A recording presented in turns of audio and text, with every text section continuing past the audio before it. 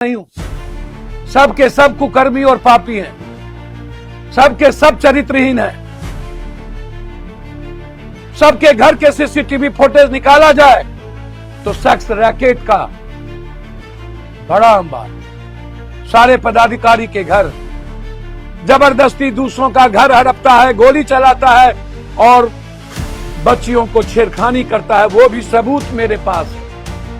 ये वही अभिषेक रंजन है जो 4 साल पहले जिसने यह कहा कि यह लड़की घंटों बात करती थी। मैं चैलेंज करता हूं पदाधिकारी को, आप भारत दुनिया में आप उसको उसकी मोबाइल के उस पूरा का पूरा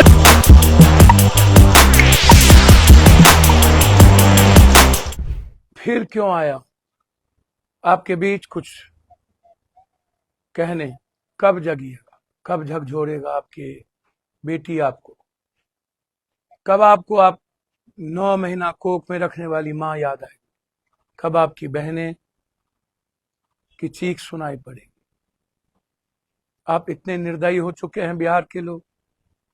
मैं जानता था कि इस देश में अब लड़ाई नहीं हो सकती, संघर्ष नहीं हो सकता, और इस बिहार में कुछ भी नहीं हो सकता, कुछ भी नहीं हो सकता। 1 से 2 सप्ताह के अंदर 14 बलात्कार की घटना, 17 साल की बेटी को गया में 4 नशाखोर नरभक्षी उठाता है और नालंदा में लाके बारी बारी से 48 घंटा तक मार के रेप करता है और फिर नींद की गोली खिलाकर उसके मां के घर में छोड़ आता है। वो चिल्लाती रहती है, चीखती रहती है, कोई है मुझे बचाओ, कोई सुनने वाला। परसों 5 साल की बच्ची मुजफ्फरपुर में पड़ोसी के 2 लड़के ने रौंदता रहा, बच्ची चिल्लाती रही और बलात्कार करते रहा। ठीक 3 दिन पहले पटना में एक गरीब बच्ची को उठाया और 3 लड़कों ने बड़े बस स्टैंड से नए बस स्टैंड के बगल में ले जा करके बलात्कार करके मार दिया। एक मासूम 16 साल की लड़की बक्सर में अपने घर से निकली थी मुस्कुराती हुई, हंसती हुई, दोस्त के साथ, और कोचिंग के बीच में 4 बड़े लड़के का, बड़े पिता का बेटा, मनचला बेटा, जिसे वहीं पर मार देना चाहिए, जिंदा कैसे है, बारी बारी से बलात्कार करके उस बच्ची को मार देता। और अब नीट बच्ची का लगातार लड़ाई। पहले तो पुलिस वाले ने बलात्कार से मना कर दी, ये नेता। फिर मैं कह रहा हूं सभी नेता को नहीं, 5% नेता हो सकता है अच्छा हो सकता है, मैं मानता नहीं हूं। सबके सब कुकर्मी और पापी हैं, सबके सब चरित्रहीन हैं। सबके घर के सीसीटीवी फुटेज निकाला जाए तो सेक्स रैकेट का बड़ा अंबार, सारे पदाधिकारी के घर, सारे पुलिस थाने इन्हीं लोगों के पैसे की कमाई से अपने बीवी का जेवर खरीदता है, अपने रसूख को आगे बढ़ाता है। ऐसे लोग, एक तरफ डॉक्टर जो यह आकर के कहता है कि मिट्टी में मिला दूंगा, उनकी गिरफ्तारी अभी तक नहीं होती है। काहे? जिन डॉक्टर ने हमारी बेटी के खरोंच को, इंटरनल पार्ट पर उसने कुछ नहीं कहा, पीछे चोट लगी कुछ नहीं कहा, सीने पर खरोचा गया कुछ नहीं कहा, पीठ खरोचा गया कुछ नहीं कहा, पूरी की पूरी नाखून और घुटने छिला गया कुछ नहीं कहा, क्या उस डॉक्टर की गिरफ्तारी नहीं होगी? क्या वो जल्लाद डॉक्टर नहीं है? क्या वो नरभक्षी नहीं है? उसके बाद, उस बच्ची के मरने के बाद, जब पोस्टमार्टम रिपोर्ट में यह साबित हो गया कि हां बलात्कार हुए हैं, पहले तो आपने नशा की नींद की गोली के बारे में कहा, पहले आपने उस बच्ची की उम्र के बाद जानने के बाद भी आपने पॉस्को एक्ट नहीं लगाया। पप्पू यादव के लड़ने और पॉस्को एक्ट की बात करने के बाद आपने पॉस्को का धारा लगाया, और पॉस्को के धारा लगने के बाद भी आप अभी तक नीलम अग्रवाल के बेटे की गिरफ्तारी नहीं किए। आप अभी तक अभिषेक रंजन के बेटे की गिरफ्तारी नहीं किए। यह वही अभिषेक रंजन है जो जहानाबाद में जबरदस्ती दूसरों का घर हड़पता है, गोली चलाता है और बच्चियों को छेड़खानी करता है। वो भी सबूत मेरे पास है। ये वही अभिषेक रंजन है जो 4 साल पहले 12,000 रुपया कमाता था, 100 करोड़ का मालिक है। इनके साथ किस किस एमपी का बेटा, कौन कौन मंत्री और एमएलए का बेटा। और ये अभिषेक रंजन कौन है जिसको आज 9 हॉस्टल है, अभी तक उससे पूछताछ नहीं की गई। आप जानिए मैं कहना क्या चाह रहा हूं।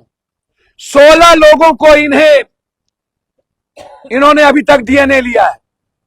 16 लोगों में इन्होंने उनके मां का, उनके पिता का, उनके भाई का, उनके मामा का, दोनों मामा सुभाष जिसने 2.5 लाख रुपया प्रभात में दिया, 1.5 लाख रुपया मरने के बाद मेदांता में दिया। उसके बाद उनके रिश्तेदार का, जिन लड़कों ने मदद किया था, सुनिएगा ये बात, उन लड़कों को टॉर्चर किया गया। थाना में 24 घंटा रख के बिजली का करंट लगाने की बात कही गई और उसे टॉर्चर किया गया। तुम एक्सेप्ट कर लो। 2 लड़की प्रभात हॉस्टल की जिन्होंने उस बच्ची की मदद की थी, उसे टॉर्चर किया गया। मात्र 2 लड़की 5 महला बिल्डिंग पर और 3 महले बिल्डिंग पर। अभिषेक रंजन का बेटा और अभिषेक रंजन नीलम अग्रवाल का बेटा कौन सा सेक्स रैकेट चलाता था। बंगाल से लड़कियां आती थी। मेरे पास हर दिन 300 लड़कियों का फोन आता है कि मेरी जिंदगी बचा लीजिए। मैं पढ़ने आई थी, मैं गलत लोगों का शिकार हो चुका हूं। नेताओं के बारे में जिक्र करते, पदाधिकारी के बारे में जिक्र करते, डॉक्टर के बारे में जिक्र करते। मैं आपसे पूछना चाहता हूं, 16 आदमी के डीएनए में 10 आदमी आपने परिवार का लिया। मैं मान लेता हूं कि मामा और भगनी से प्यार था। आपकी बात, पहले तो आपने कहा कि यह लड़की नींद की गोली ली, उसके रूम में एक भी नींद की गोली नहीं मिली। मैं चैलेंज करता हूं पदाधिकारी सीनियर एसपी को और एएसपी अभिनव को, है हिम्मत तो बताओ उसकी बेटी के घर में टेबलेट मिली या नहीं। उसके पिता बीमार रहते हैं, पिता ने 2 टेबलेट जहानाबाद के उस मेडिकल पर लिया और अपने बेटा को फोन लगाया, नहीं लगा तो अपनी बेटी को फोन लगाया और अपनी बेटी को कहा कि तुम अपने मोबाइल से इस दवाई का कीमत पे फोन से बेटा कर दो। क्या पता था उस बेटी को कि यह इसको कीमत चुकानी पड़ेगी। वो पे फोन से उस दुकानदार को अपने बाप का उस दवाई लिए हुए 2 दवाई जो नींद की नहीं थी उसने चुकाया। और आपने ना तो उसकी बेटी उस 27 तारीख को उसके दुकान पर गई, ना कभी गई, ना सीसीटीवी फुटेज में निकला, ना उसने नींद की गोली दी। पिता के डॉक्टर के उस प्रिस्क्रिप्शन पर उसने 2 टैबलेट दिया। उसके बाद आपने क्या किया? कुछ नहीं। 12 तारीख तक क्या हुआ? और जब बलात्कार के सिम्टम आ गए, मैं आपसे पूछना चाहता हूं, जब उसके मामा अपनी भगनी से प्यार ही कर रहा था तो उन्हें बलात्कार करने की जरूरत क्यों पड़ी? उसका भाई की नजर अपनी बहन पे थी।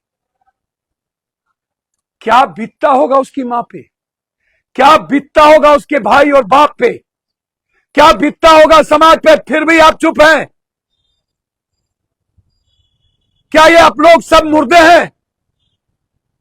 जिसने मदद की सबका डीएनए पुलिस वाले ने लिया। क्यों? मनीष रंजन के मोबाइल में जिन जिन का लोकेशन था उसका क्यों नहीं लिया गया? पहले यही अभिनव और यही थाना प्रभारी जो महिला के नाम पर कलंक है, चुल्लू भर पानी में डूब के मर जाना चाहिए ऐसी महिलाओं को, जिसने यह कहा कि यह लड़की घंटों बात करती थी। मैं चैलेंज करता हूं पदाधिकारी को, आप भारत दुनिया में आप उसको उसकी मोबाइल के उस एक पूरा का पूरा निकालिए कॉल डिटेल और दिखाइए 1 घंटा कब बात की है ये। 2-2 महीना तक उस बच्ची का भोसर नहीं भरता था। 2-2 महीने तक वो नीट्स में 500 नंबर लाई। वो 650 नंबर ला करके वो अगले बार डॉक्टर बनना चाहती थी। आप झूठ बोलिएगा कि लड़की घंटों बात करती थी। और उसके बाद जब आपके पास इन बद्ध चलन, बद्ध दिमाग, बद्ध चरित्र डॉक्टर, थाना और नेता को बचाने के लिए कुछ नहीं बचा, तो आप उसके भाई और मामा को घसीटने लगे। इतना ज्यादा रिश्ते को कलंकित कर दिया आपने। हे भगवान, कैसे आप लोग जिंदा हैं? कैसे सड़कों पर आंदोलन नहीं हो रहा है? उसका कॉल डिटेल निकालिए, मैं चैलेंज करता हूं। और पॉस्को एक्ट के बाद मुझे सबसे बड़ा आश्चर्य है, बाल संरक्षण और महिला आयोग ने अभी तक नोटिस क्यों नहीं लिया? किसके कहने पर? कौन है इसके पीछे? किसके कहने पर अभिनव ने बचाया? किसके कहने पर थाना प्रभारी ने बचाया? सस्पेंड नहीं होना चाहिए, डिस्चार्ज होना चाहिए और इन डॉक्टर को जेल जाना चाहिए। 10 आदमी, 16 में 10 आदमी, 10 रिश्तेदारों को, परिचित आदमी को, एक जहानाबाद के लड़कों को जो मदद करने आए उसका भी डीएनए ले लिया। एक लड़के मदद करने आए उसको थाना में बैठा के रखा गया और बिजली करंट देने की बात कही गई। बाप रे बाप, इससे बड़ा जुल्म क्या होगा? आज भी उसके मामा को टॉर्चर किया गया। परसों रात में 12 बजे जबरदस्ती डीएनए लिए गए। मामा और भैगनी को भी आप नहीं छोड़े, भाई और बहन को भी आप नहीं छोड़े। नेताओं के पदाधिकारी को बचाने के लिए आप पूरी की पूरी धर्म और रिश्ते को ही खत्म कर दिया। मैं बिहार की जनता से आग्रह करना चाहूंगा, लड़िए, लड़िए। किसी की बेटी सुरक्षित नहीं है शहरों में, किसी की बहन सुरक्षित नहीं है शहरों में। जब तक किसी हॉस्टल में सीसीटीवी फुटेज का एक्सेस मां के पास ना हो, आप अपनी बेटी को मत दीजिए वहां। आप देखिए उस हॉस्टल में कोई लड़का, किसी का बाप जाता है या नहीं। हॉस्टल की लड़कियां की हॉस्टल में कभी भी किसी मर्द को जाने की इजाजत नहीं मिलनी चाहिए। इसीलिए मैं जानना चाहता हूं, अभी तक इन डॉक्टरों की गिरफ्तारी क्यों? क्या कारण है कि सिर्फ परिवार को तंग किया जा रहा है? पहले बलात्कार नहीं हुए, फिर नशा की टैबलेट खाई, फिर आत्महत्या किया गया, फिर जब बलात्कार हुए। अंत में मैं एक बात पूछना चाहता हूं, मामा आए नहीं तो बलात्कार किसने किया? मामा और भाई आए नहीं तो बहन के साथ बलात्कार कब हुआ? क्या घर पे बलात्कार करके तब भेजा गया था? तो 2 दिनों तक गारमेंट में ब्लड कैसे था? बलात्कार करने की नौबत यदि मामा को आई तो क्या सीसीटीवी फुटेज में वो मामा हॉस्टल में आए? क्या उसका भाई हॉस्टल में आया? 5 तारीख के रात के सुबह में क्या हुआ? न तो घर टूटी, न केबाड़ी टूटा। किसने निकाला? कौन ले गया? अभी तक आप बोलते क्यों नहीं है? वहां का वार्डन अभी तक गिरफ्तार क्यों नहीं हुआ? वार्डन के सामने सब कुछ हुआ, गिरफ्तार क्यों नहीं हुआ? धर्मान गिरफ्तार क्यों नहीं हुआ? अभिषेक रंजन का बेटा गिरफ्तार क्यों नहीं हुआ? नीलू अग्रवाल का बेटा गिरफ्तार क्यों नहीं हुआ? डॉक्टर गिरफ्तार क्यों नहीं हुए?